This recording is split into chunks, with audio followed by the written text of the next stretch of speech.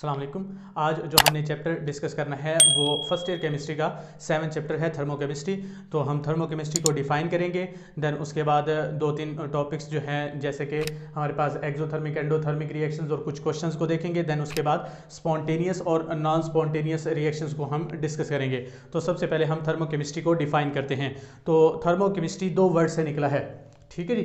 तो यहाँ पर हमारे पास थर्मोकेमिस्ट्री को बाद में डिफाइन कर रखा है बुक के अंदर, लेकिन हम सबसे पहले थर्मोकेमिस्ट्री को ही देखेंगे। तो थर्मोकेमिस्ट्री बेसिकली टू वर्ड से निकला है, थर्मो और केमिस्ट्री।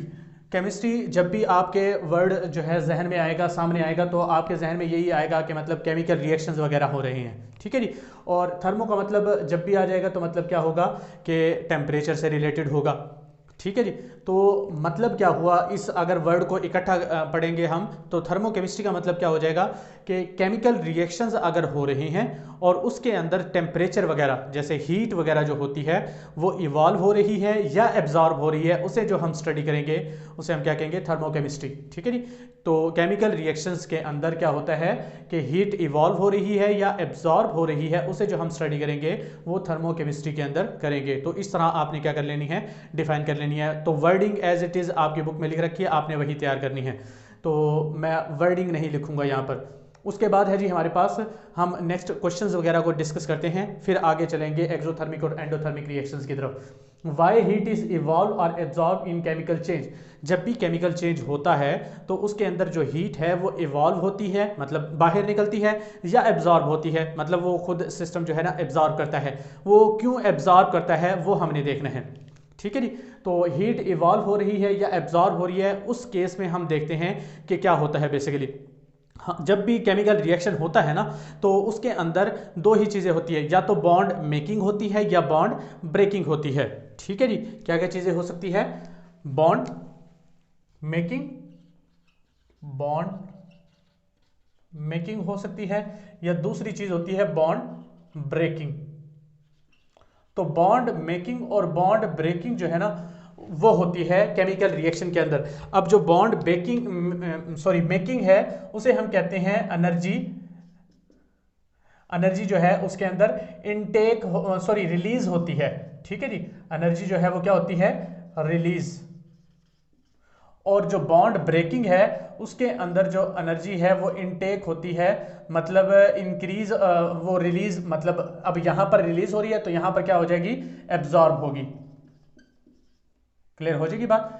तो अगर जो है एनर्जी रिलीज हो रही होगी तो पता चल जाएगा कि बॉन्ड मेकिंग हो रही है उसके अंदर, और अगर जो है वो बॉन्ड ब्रेकिंग हो रही होगी तो उससे हमें पता चल जाएगा कि हमें एनर्जी देनी पड़ रही है। क्लियर हो जाएगी बात। तो ये दो ही प्रोसेस होते हैं केमिकल रिएक्शंस के अंदर। जब भी मतलब केमिकल रिएक्शन होता है तो बॉन्ड मेकिंग होती है या बॉन्ड ब्रेकिंग होती है। तो बॉन्ड मेकिंग जो है वो एनर्जी को रिलीज करता है, और बॉन्ड जो ब्रेकिंग है मतलब जब बॉन्ड को तोड़ेंगे तो उसको हमें एनर्जी खुद से देनी पड़ेगी, एब्जॉर्ब होगी उसके अंदर एनर्जी। क्लियर हो जाएगी बात। तो जब बॉन्ड मेकिंग और बॉन्ड ब्रेकिंग होगी तो उस वजह से क्या होता है कि अगर बॉन्ड मेकिंग ज़्यादा हो रही है, ठीक है जी, तो एनर्जी ज़्यादा रिलीज होगी, ठीक है जी। तो फिर हीट जो है वो ज़्यादा इवॉल्व होगी। और अगर बॉन्ड ब्रेकिंग ज़्यादा हो रही है तो एनर्जी एब्जॉर्ब ज़्यादा होगी, तो उस केस में हीट जो है वो एब्जॉर्ब होगी ना कि इवॉल्व होगी। क्लियर हो जाएगी बात। तो ये था हमारे पास वाई हीट इज इवॉल्व और एब्जॉर्ब इन केमिकल चेंज। क्यों? क्योंकि बॉन्ड ब्रेकिंग और बॉन्ड मेकिंग की वजह से। ये कॉन्सेप्ट आप समझ गए होंगे। नेक्स्ट जो है हमारे पास क्या है, define heat of reaction. Heat of reaction basically क्या होता है, तो हमारे पास जब भी कोई चीज़ होती है, मतलब हम रिएक्टेंट ले लें या प्रोडक्ट ले लें, कोई भी प्रोडक्ट इस दुनिया के अंदर मौजूद है, कोई भी शय मौजूद है, सब्सटेंस मौजूद है, तो सब्सटेंस के पास डेफिनेट एनर्जी होती है, ठीक है जी। Substance have definite energies. तो अब होता क्या है बेसिकली कि अगर रिएक्टेंट जो है उसके पास कोई एनर्जी मौजूद है और प्रोडक्ट के पास भी कोई एनर्जी मौजूद होगी, लेकिन दोनों की एनर्जी कभी भी सेम नहीं हो सकती। क्लियर हो जाएगी बात। मतलब फॉर एग्जांपल अगर वाटर की बात करें, हम एक एग्जांपल की मदद से सॉल्व करते जाएंगे सारी एग्जांपल्स को। तो एक एग्जांपल लिख लेता हूँ, हाइड्रोजन प्लस ऑक्सीजन जो है वो मिलकर क्या बना देते हैं, वाटर का मॉलिक्यूल। 2 हाइड्रोजन के मॉलिक्यूल और 2 वाटर के मॉलिक्यूल बन जाएंगे, ठीक है जी। तो हमारे पास बेसिकली होता क्या है, अगर हम रिएक्टेंट को देखें अब ये रिएक्टेंट है और ये प्रोडक्ट है, ये तो आपको पता ही होगा। तो ये हाइड्रोजन और ये ऑक्सीजन, अब इनका जो हीट कंटेंट है टोटल, और अगर इसको देखें कि इसके अंदर हीट कंटेंट क्या है, तो दोनों का हमेशा हीट कंटेंट क्या होगा, डिफरेंट होगा। क्लियर हो जाएगी बात कि रिएक्टेंट और प्रोडक्ट का हीट कंटेंट क्या होता है, डिफरेंट होता है। क्लियर हो जाएगी बात। फिर उसके बाद है जी हमारे पास के जो रिएक्टेंट और प्रोडक्ट का हीट कंटेंट अगर डिफरेंट है, तो अगर रिएक्टेंट का हीट कंटेंट ज़्यादा है और प्रोडक्ट का हीट कंटेंट कम है, ठीक है जी, मतलब अगर हम बनाने की कोशिश करें तो यहां पर रिएक्टेंट और प्रोडक्ट है, ठीक है जी। अब हीट कंटेंट को हमने देखना है कि हीट कंटेंट जो है वो किसका ज़्यादा है, हीट किसके पास ज़्यादा मौजूद है, ठीक है जी। उसे हम इंथाल्पी वगैरह भी कहते हैं, लेकिन यहाँ पर हम डिस्कस नहीं करेंगे, ये नेक्स्ट लेवल की बातें हैं। तो हीट कंटेंट जो है बेसिकली अगर हमारे पास रिएक्टेंट का ज़्यादा है और प्रोडक्ट का कम है, तो जब फॉर एग्जांपल हम कह देते हैं यहाँ पर 100 है और यहाँ पर 50 है, ठीक है जी। तो अगर 100 ज़्यादा है और 50 कम है, तो जब रिएक्टेंट प्रोडक्ट के अंदर कन्वर्ट हो रहे होंगे तो यहाँ से 50 जो है वो इवॉल्व होगा। क्लियर सी बात है कि अगर रिएक्टेंट के अंदर ज़्यादा हीट है तो जब वो प्रोडक्ट के अंदर कन्वर्ट हो रहे होंगे वो तो 50 बनेंगे, ठीक है जी। बाकी जो 50 हीट है वो कहाँ चली जाएगी, वो इवॉल्व हो जाएगी, एनर्जी जो है वो रिलीज हो जाएगी। क्लियर हो जाएगी बात, हीट जो है इवॉल्व हो जाएगी। अगर हम दूसरा केस लें कि यहाँ पर जो है प्रोडक्ट की जो है हीट कंटेंट वो ज़्यादा है, ठीक है जी, और रिएक्टेंट की हीट कंटेंट कम है, यहाँ पर 50 है और यहाँ पर 100 है, तो 50 से 100 के अंदर कन्वर्ट करना है, तो ये अपने आप से नहीं हो जाएगा कि 50 जो है वो खुद ब खुद 100 के अंदर कन्वर्ट हो जाएगा। जो हीट कंटेंट है वो हमें खुद देना पड़ेगा थोड़ा सा, मतलब 50 को 100 के अंदर कन्वर्ट करने के लिए हमें खुद से टेम्परेचर देना पड़ेगा, हमें खुद से हीट देनी पड़ेगी, जिसकी वजह से वो क्या होगा कि 50 से 100 के अंदर कन्वर्ट हो जाएगा। क्लियर हो जाएगी बात। तो इस तरह हम क्या कर सकते हैं कि हीट ऑफ रिएक्शन को फिर आगे डिफाइन कर सकते हैं। अभी आपको हीट कंटेंट का समझ में आ गया है कि मतलब रिएक्टेंट और प्रोडक्ट का डेफिनेट हीट कंटेंट होता है, और अगर कम या ज़्यादा होगा जिसकी वजह से क्या होता है कि हीट इवॉल्व होती है या हीट एब्जॉर्ब होती है, और उस हीट को हम क्या कहते हैं, हीट ऑफ रिएक्शन कहते हैं।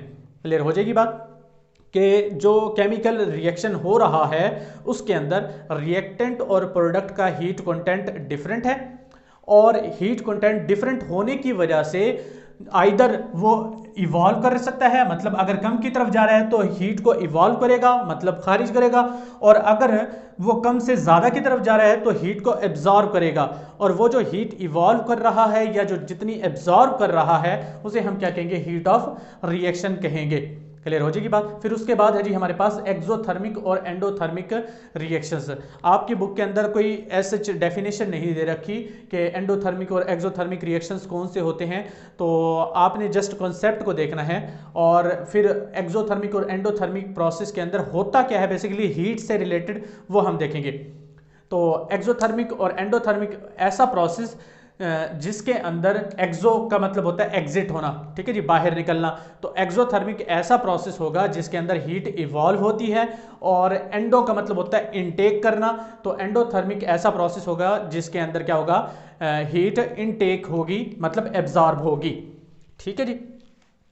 तो एक्सोथर्मिक क्या हो जाता है, एग्जिट से निकला है, और एग्जिट का मतलब क्या होता है, रिलीज करना, और एंडोथर्मिक जो है उसका मतलब क्या होता है, इनटेक करना, और थर्मिक का मतलब डेफिनेटली हीट होगा।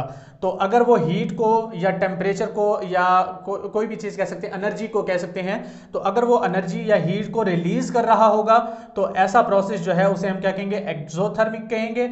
और ऐसा प्रोसेस जिसके अंदर हीट या एनर्जी एब्जॉर्ब हो रही होगी उसे हम क्या कहेंगे, एंडोथर्मिक प्रोसेस कहेंगे, ठीक है जी। ये तो होगी है डेफिनेशन, और ये आपकी बुक के अंदर नहीं लिख रखी, जस्ट कॉन्सेप्ट के लिए आपने देख लेना है। फिर उसके बाद है जी कि हीट पर क्या असर पड़ेगा, जो सिस्टम है और सराउंडिंग है हमारे पास, ठीक है जी।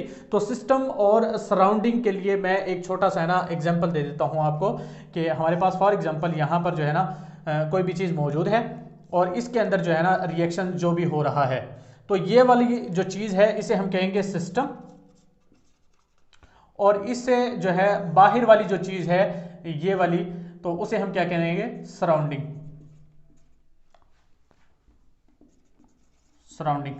और ये वाली जो चीज़ है, ये बाउंड्री जो कि सिस्टम और सराउंडिंग को एक दूसरे से अलग कर रही है, उसे हम कहते हैं बाउंड्री। क्लियर हो जाएगी बात। जिसके अंदर रिएक्शन हो रहा है उसे हम क्या कहेंगे, सिस्टम, और जो बाहर वाला एरिया है उसे हम क्या कहेंगे, सराउंडिंग या इन्वायरमेंट कह सकते हैं। और जो लाइन सिस्टम और सराउंडिंग को अलग कर रही है, ये वाली लाइन कह दे, ये वाली लाइन कह दे, ये वाली लाइन, ये वाली लाइन, तो उसे हम क्या कहेंगे, बाउंड्री कहेंगे। क्लियर हो जाएगी बात। अब यहाँ पर जो एक्सोथर्मिक है या जो एंडोथर्मिक है, उसके अंदर प्रोसेस क्या होता है ये हमने देखना है बेसिकली। तो एक्सोथर्मिक अगर हम देखें तो एनर्जी जो है वो क्या कर रहा है, रिलीज कर रहा है। ठीक है जी। तो रिलीज होगी तो टेम्परेचर जो है वो उसका क्या हो जाएगा, बढ़ जाएगा। ऐसे ही है, जब हीट जो है सिस्टम के अंदर रिलीज होगी, मतलब 100 से 50 के अंदर चला गया है, तो 50 जो है वो हीट के अंदर कन्वर्ट हो गई है, और वो हीट इस सिस्टम का टेम्परेचर जो है पहले बढ़ा देगी, और फिर क्या होगा कि ये जो हीट है बाहर निकलती जाएगी आहिस्ता आहिस्ता, और फिर जो है इसका जो टेम्परेचर है वो नॉर्मल आ जाएगा। क्लियर हो जाएगी बात। पहले क्या होगा, एक्सोथर्मिक रिएक्शन के अंदर बेसिकली क्या होता है, हीट रिलीज होगी, जिसकी वजह से सिस्टम का जो टेम्परेचर है वो बढ़ जाएगा, और सिस्टम का टेम्परेचर बढ़ने की वजह से क्या होगा कि हीट जो है फिर बाहर खारिज होना शुरू हो जाएगी, और फिर उसके बाद लास्ट में क्या होगा कि टेम्परेचर नॉर्मल स्टेट पर आ जाएगा जैसे पहले था। क्लियर हो जाएगी बात। फिर उसके बाद है जी हमारे पास दूसरा जो एंडोथर्मिक प्रोसेस है। अब एंडोथर्मिक प्रोसेस क्या होगा कि उसके अंदर जो, अगर हम यहाँ पर देखें फॉर एग्जांपल, तो 50 से 100 के अंदर कन्वर्ट होना है। ठीक है जी। तो जैसे ही हीट कंटेंट जो है कम से ज़्यादा की तरफ जाना है, तो पहले जो है कूलिंग होगी। ठीक है जी, टेम्परेचर कम हो जाएगा, और फिर वो जो 50 का जो फ़र्क आया है वो बाहर से सराउंडिंग से एब्जॉर्ब करेगा, और फिर नॉर्मल लेवल पर टेम्परेचर आ जाएगा। तो एक्सोथर्मिक और एंडोथर्मिक के अंदर फ़र्क क्या है ये आप देख लें कि अगर एक्सोथर्मिक हो रहा है तो टेम्परेचर पहले बढ़ेगा, क्योंकि हीट इवॉल्व हुई है, डेफिनेटली सिस्टम का टेम्परेचर बढ़ेगा, और फिर नॉर्मल लेवल पर आ जाएगा। क्यों? क्योंकि सराउंडिंग में बाहर खारिज कर देगा जो टेम्परेचर बढ़ा है, जो हीट बढ़ी है। और एंडोथर्मिक के अंदर क्या होगा कि टेम्परेचर पहले कम होगा, और फिर सराउंडिंग से हीट लेके और फिर नॉर्मल लेवल पर वापस आ जाएगा। क्लियर हो जाएगी बात। एक्सोथर्मिक और एंडोथर्मिक की हमने बात कर ली। नेक्स्ट जो है हमने देखना है स्पॉन्टेनियस रिएक्शन क्या होता है और नॉन स्पॉन्टेनियस रिएक्शन क्या होता है। तो स्पॉन्टेनियस रिएक्शन बेसिकली क्या होता है कि ऐसा रिएक्शन जो कि खुद ब खुद होता है विदाउट एनी असिस्टेंस। ठीक है जी। ऐसा रिएक्शन जो कि इटसेल्फ होता है विदाउट एनी असिस्टेंस, उसे हम क्या कहते हैं कि अब 2 पॉइंट्स इसके अंदर हम लिख सकते हैं, विदाउट एनी असिस्टेंस, और दूसरा अगर हम कहें तो non equilibrium to equilibrium, non equilibrium to equilibrium. Clear हो जाएगी बात। तो स्पॉन्टेनियस रिएक्शन के अंदर अगर हम इसको डिफाइन करना चाहते हैं तो 2 ही जो कंसेप्ट है वो हमने जहन में रखने हैं। एक तो क्या होगा कि विदाउट एनी एग्जिस्टेंस, मतलब हमने कोई फोर्स वगैरह नहीं लगानी, कोई एनर्जी नहीं देनी, मतलब हमने कुछ नहीं करना, वो रिएक्शन खुद ब खुद हो जाएगा। ठीक है जी। और दूसरी जो पॉइंट है वो क्या है कि ये जो रिएक्शन होगा बेसिकली नॉन इक्विलिब्रियम से वो इक्विलिब्रियम स्टेट की तरफ जा रहा होगा। अब इक्विलिब्रियम का मतलब ये नहीं होता कि बैलेंस हो जाएगा, या जिस तरह हम पीछे फिजिक्स के अंदर कॉन्सेप्ट समझते हैं। इक्विलिब्रियम के अंदर बेसिकली होता क्या है कि सिस्टम स्टेबल हो जाता है। ठीक है जी। अब बेसिकली हुआ क्या है कि ऊपर टैंकी के अंदर पानी है और वो नीचे आके, और अगर फॉर एग्जांपल हम टूटी खोल दे तो क्या होगा कि जो पानी है वो टब के अंदर भरना शुरू हो जाएगा, बाल्टी के अंदर भरना शुरू हो जाएगा। ठीक है जी। जैसे ही वो टैंकी से पानी नीचे आ रहा है तो वो नॉन इक्विलिब्रियम से और इक्विलिब्रियम की तरफ, स्टेट की तरफ आ रहा है। क्लियर हो जाएगी बात। जब वो बाल्टी के अंदर पानी आ जाएगा तो फिर वो इक्विलिब्रियम के अंदर आ जाएगा, अब वो स्टेबल है, अब उसने कहीं नहीं जाना। ठीक है जी। तो क्लियर हो जाएगी बात। तो नॉन इक्विलिब्रियम से इक्विलिब्रियम की तरफ जो रिएक्शन होते हैं उसे हम क्या कहते हैं, स्पॉन्टेनियस। और जो पानी आ रहा है उसके लिए हमने पंप नहीं लगाया कि वो नीचे आएगा। जब हम मोटर से पानी ऊपर की तरफ भेज रहे हैं तो हमने मोटर या पंप लगा रखा है, जिसकी वजह से जो पानी है वो ऊपर टंकी की तरफ जा रहा है। लेकिन जब पानी ऊपर से नीचे आ रहा है तो हमने कोई पंप वगैरह, कोई एनर्जी वगैरह प्रोवाइड नहीं की। क्लियर हो जाएगी बात। विदाउट एनी रेजिस्टेंस और नॉन इक्विलिब्रियम टू इक्विलिब्रियम होगा। तो इसके अंदर हमारे पास कुछ एग्जाम्पल्स हैं, वो हम डिस्कस कर लेते हैं। एक तो वाटर वाला, जो वाटर मूवमेंट जो है, ठीक है जी, कि जो डाउन मूवमेंट है वो हमने देख लेनी है। फिर दूसरा जो है उसके अंदर न्यूट्रलाइजेशन रिएक्शन, न्यूट्रलाइजेशन रिएक्शन। अब न्यूट्रलाइजेशन रिएक्शन बेसिकली क्या होता है, ये आपने पहले भी पढ़ रखा होगा, आई थिंक 10th क्लास के अंदर आपने पढ़ा होगा कि न्यूट्रलाइजेशन रिएक्शन क्या होता है कि एसिड और बेस जब आपस में रिएक्ट करते हैं, पानी और साल्ट बनते हैं, और ये जो है स्पॉन्टेनियस रिएक्शन होता है। जब एसिड और बेस को आपस में मिलाएंगे डेफिनेटली खुद ब खुद ही वो क्या बना देंगे कि साल्ट बना देंगे और पानी बना देंगे, और उससे हीट इवॉल्व होगी, ठीक है जी। तो न्यूट्रलाइजेशन रिएक्शन हो गया। फिर उसके बाद एक और कॉन्सेप्ट है कि इलेक्ट्रोकेमिकल का कॉन्सेप्ट है कि अगर हम क्या करें, कॉपर सल्फेट के अंदर जिंक को ऐड कर दें तो क्या होगा कि जिंक जो है वो इसको क्या कर देगा। अब यहाँ पर जो है फॉर एग्जांपल अगर हम देखें तो -2 है और ये +2 है, तो जिंक जो है इसको क्या कर देगा, रिड्यूस कर देगा, जीरो स्टेट के अंदर पहुंचा देगा और खुद इसकी जगह पर आकर लग जाएगा। तो जिंक जो है वो सल्फेट बना देगा। क्लियर हो जाएगी बात। तो जब ये रिएक्शन, इस तरह के रिएक्शन होते हैं, ये आप 10th जो चैप्टर है इलेक्ट्रोकेमिस्ट्री वाला, उसके अंदर इसको डिस्कस करेंगे और इसके कॉन्सेप्ट्स को समझेंगे। तो यहाँ पर मैं आपको ज़्यादा कॉन्सेप्ट नहीं समझाऊंगा कि जिंक जो है वो क्या करेगा, कॉपर को निकाल कर और खुद उसकी जगह पर चला जाता है, क्योंकि इसका ज़्यादा जो है ऑक्सीडेशन पोटेंशियल है, ठीक है जी, और रिड्यूसिंग पावर है, ठीक है जी। ये इसको क्या कर रहा है, ज़्यादा रिड्यूस कर रहा है और वो रिड्यूस होके जीरो स्टेट में चला गया। पहले +2 था और अब कहाँ चला गया, 0। तो जब ऑक्सीडेशन स्टेट कम होती है तो वो रिड्यूस हो जाता है, तो इसकी रिड्यूसिंग पावर ज़्यादा है और इसकी खुद की ऑक्सीडेशन पोटेंशियल ज़्यादा है। पहले ये 0 में था, अब ये +2 में चला गया है, क्योंकि ये -2 होगा सल्फेट, तो ये +2 हो जाएगा। क्लियर हो जाएगी बात। तो इस तरह के जो रिएक्शन होते हैं वो भी क्या होते हैं, स्पॉन्टेनियस रिएक्शन होते हैं। तो 3 हमारे पास रिएक्शंस आ गए हैं, एक वाटर की डाउन मूवमेंट, और दूसरा जो है न्यूट्रलाइजेशन रिएक्शन जो कि एसिड और बेस आपस में रिएक्ट करके पानी और साल्ट बनाते हैं, और तीसरा जो इलेक्ट्रोकेमिकल सीरीज के अंदर जो रिएक्शंस होते हैं। फिर उसके बाद है जी नॉन स्पॉन्टेनियस रिएक्शन। तो अगर हम बिल्कुल इसका उलट कर लें तो सेम टू सेम हमारे पास डेफिनेशन आ जाएगी कि रेजिस्टेंस देनी पड़ती है, ठीक है जी, और ये जो रिएक्शंस होते हैं ये इक्विलिब्रियम से किस तरफ जाते हैं, नॉन इक्विलिब्रियम की तरफ जाते हैं। तो ये आपने डेफिनेशन इसकी बना लेनी है। फिर उसके बाद अगर हम यहाँ से देखें तो वाटर की जो डाउन मूवमेंट है उसे हम क्या कहेंगे, स्पॉन्टेनियस, और अगर हम क्या कर रहे हैं, पानी को नीचे से ऊपर लेके जा रहे हैं तो उसे हम क्या कह देंगे कि ये नॉन स्पॉन्टेनियस रिएक्शन होगा। क्लियर हो जाएगी बात। और बाकी 2-3 एग्जांपल आपने बुक के अंदर से देख लेनी है और वो भी आपको इजी लगेगी। फिर उसके बाद है जी हमारे पास ये नॉन स्पॉन्टेनियस रिएक्शन वाला भी हो गया। फिर उसके बाद है हमारे पास कि spontaneous reaction might be endothermic. अब जब भी आप देखते हैं कि खुद ब खुद हो रहा है, मतलब हीट रिलीज होगी तो डेफिनेटली होगा, और अगर हम हीट दे रहे हैं तो मतलब हमने कोई एजेंसी लगाई है, हमने कोई असिस्टेंस लगाई है जिसकी वजह से जो है रिएक्शन हुआ है, तो वो नॉन स्पॉन्टेनियस होना चाहिए, ठीक है जी। फॉर एग्जांपल मैं कहता हूं कि अगर वाटर जो है